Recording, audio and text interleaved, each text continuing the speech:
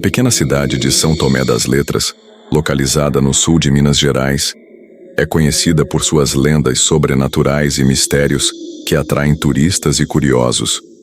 Mas em 2023, algo muito mais sombrio começou a assombrar os moradores locais. Tudo começou com relatos de um homem misterioso, cujo corpo era coberto por cicatrizes grotescas, como se tivesse sobrevivido a inúmeros acidentes ou torturas. Ele era visto vagando pelas ruas de terra da cidade, sempre carregando uma tesoura de jardineiro enferrujada e um tridente de palha, como aqueles usados em festas juninas. Os moradores o apelidaram de o Ceifador de São Tomé. No início, ele era apenas uma figura assustadora, alguém que as crianças evitavam e os adultos cochichavam sobre. Mas então, os desaparecimentos começaram. A primeira vítima foi Dona Maria, uma senhora de 70 anos que costumava cuidar de seu jardim todas as manhãs. Ela foi encontrada morta em seu quintal, seu corpo mutilado de maneira brutal. As marcas das feridas pareciam ter sido feitas por uma tesoura, e o tridente de palha estava cravado em seu peito. A polícia local investigou, mas não havia pistas. O único detalhe que chamou a atenção foi uma testemunha que jurou ter visto o homem das cicatrizes perto da casa de Dona Maria na noite anterior. Ele estava parado sob a luz de um poste, segurando sua tesoura e sorrindo. Os assassinatos continuaram, cada um mais brutal que o anterior. João, um jovem fazendeiro, foi encontrado pendurado em uma árvore, seu corpo cortado em vários lugares. Clara, uma adolescente que costumava caminhar pelas ruas à noite, desapareceu sem deixar vestígios. Seu corpo foi encontrado dias depois em uma caverna próxima, com o tridente de palha cravado em suas costas. A cidade entrou em pânico. As ruas, antes movimentadas, ficaram desertas após o pôr do sol. As pessoas trancavam suas portas e janelas rezando para não serem as próximas. A polícia estava sobrecarregada, e os boatos começaram a se espalhar. Ele não é humano, diziam alguns. É um espírito vingativo, vindo das profundezas da terra. Outros acreditavam que ele era um jardineiro que havia enlouquecido após um acidente terrível. Mas eu, Ricardo, um jornalista local, decidi investigar por conta própria. Eu precisava entender quem era esse homem e o que ele queria. Peguei minha câmera e um gravador e comecei a seguir os rastros deixados pelas mortes. Foi então que eu o vi pela primeira vez. Era noite, e eu estava na rua principal, perto da igreja da cidade. Ele estava parado sob a luz de um poste exatamente como a testemunha havia descrito. Seu corpo era uma massa de cicatrizes, e seus olhos eram vazios, como se não houvesse alma dentro dele. Ele segurava a tesoura em uma mão e o tridente na outra. Nossos olhos se encontraram e ele sorriu. Um sorriso largo, quase impossível, que se estendia de orelha a orelha. Antes que eu pudesse reagir, ele desapareceu nas sombras. Após o encontro com o homem das cicatrizes, eu sabia que não poderia simplesmente ignorar o que havia visto. Algo dentro de mim me dizia que ele não era apenas um assassino comum. Havia algo sobrenatural naquela figura, algo que desafiava a lógica. Decidi seguir os rastros que ele deixava. As mortes pareciam seguir um padrão, sempre próximas a locais associados a lendas urbanas da cidade. A caverna onde Clara foi encontrada, por exemplo, era conhecida como Caverna do Inferno, um local onde, segundo os moradores, portais para o submundo se abriam em noites de lua cheia. Uma noite, enquanto eu investigava a caverna, ouvi um som vindo de dentro. Era um gemido baixo, como se alguém estivesse sofrendo. Peguei minha lanterna e entrei, meu coração batendo forte. O cheiro de sangue e terra úmida enchia o ar. No fundo da caverna, encontrei algo que me deixou paralisado de terror. Era uma espécie de altar, feito de pedras empilhadas, coberto de símbolos estranhos e manchas de sangue. No centro do altar, havia uma tesoura enferrujada e um tridente de palha, ambos cobertos de sangue seco. Foi então que ouvi o riso. Era baixo e gutural, vindo de todas as direções ao mesmo tempo. Quando me virei, vi o homem das cicatrizes, de pé na entrada da caverna, bloqueando a saída. Você não deveria ter vindo, sussurrou ele, sua voz rouca e gutural. Agora você faz parte disso.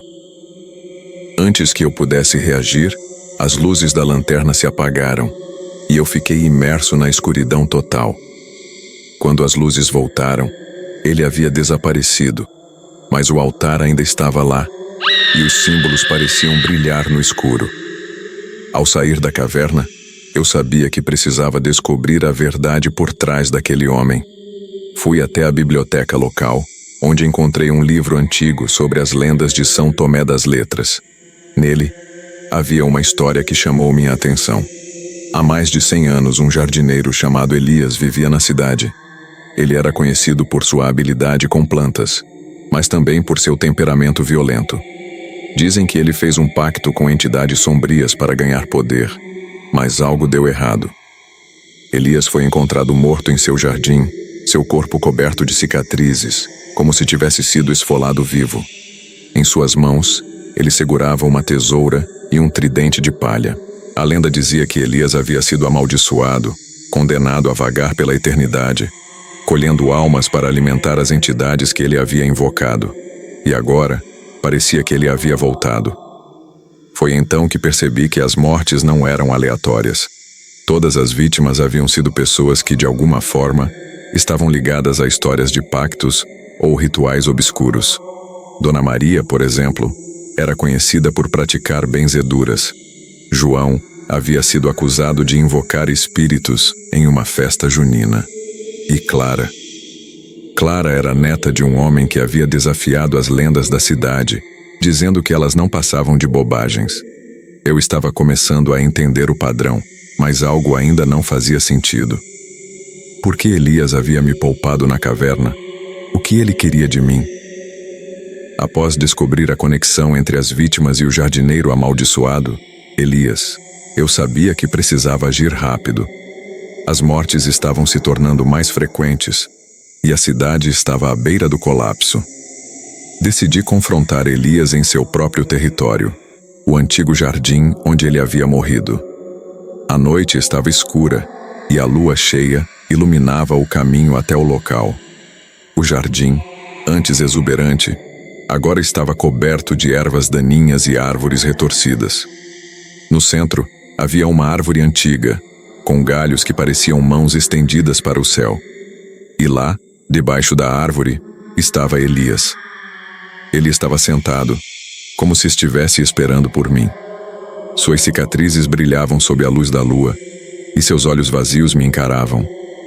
Em suas mãos, ele segurava a tesoura e o tridente, ambos cobertos de sangue fresco.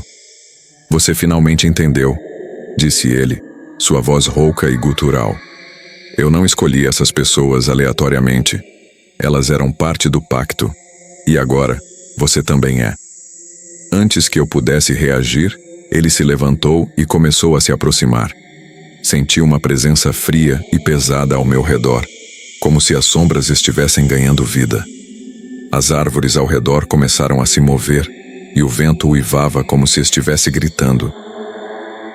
Eu não vou fazer parte disso, gritei tentando me manter firme. Elias sorriu, seu rosto se contorcendo em uma expressão grotesca. Você já faz parte. Você veio até mim, e agora você vai completar o ritual. Foi então que percebi a verdade.